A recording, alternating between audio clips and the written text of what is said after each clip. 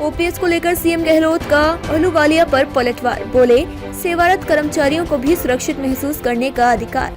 राजस्थान के मुख्यमंत्री अशोक गहलोत ने शनिवार को योजना आयोग के पूर्व उपाध्यक्ष मोन्टेक सिंह अहलूवालिया पर पलटवार करते हुए कहा कि सेवारत कर्मचारियों को भी सुरक्षित महसूस करने का अधिकार है। उन्होंने पुरानी रंजिश योजना ओपीएस को फिर से शुरू किए जाने के कदम को अहलूवालिया द्वारा बेतुका कदम करार दिए जाने पर यह बात कही। गहलोत ने कहा कि अगर देश में 60 साल तक पुरानी पेंशन योजना चल सकती है और रिटायर होने पर कर्मचारी को पेंशन मिल सकती है, तो क्या वर्तमान में सेवारत कर्मचारियों को भी सुरक्षित महसूस करने का अधिकार नहीं है?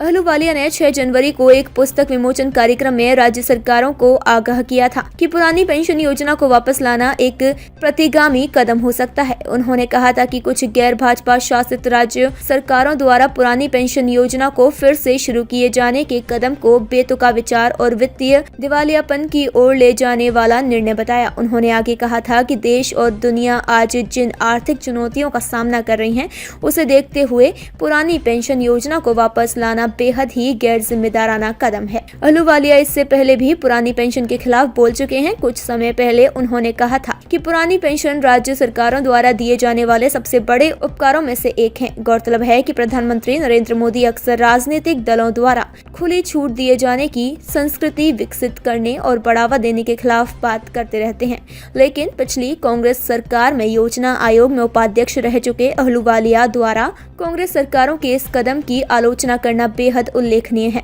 पुरानी पेंशन में केंद्र और राज्य सरकार के कर्मचारियों को उनके आखिरी मूल वेतन के 50% के बराबर पेंशन मिलती है, जबकि नई पेंशन योजना में कर्मचारी और सरकार द्वारा पेंशन निधि में अपना योगदान देते हैं और इसके आधार पर ही पेंशन दी जाती है। यह नई व्यवस्था 2004 से सेवा में आए कर्मचारियों के लिए लागू की गई है। राजस्थान सरकार ने पिछले साल मार्च 2022 से कर्मचारियों के लिए पुरानी पेंशन योजना शुरू की थी। मुख्यमंत्री गहलोत ने अन्य राज्यों से भी पुरानी पेंशन योजना को दोबारा शुरू करने और केंद्र सरकार से इस विषय में नीति बनाने का आग्रह किया है।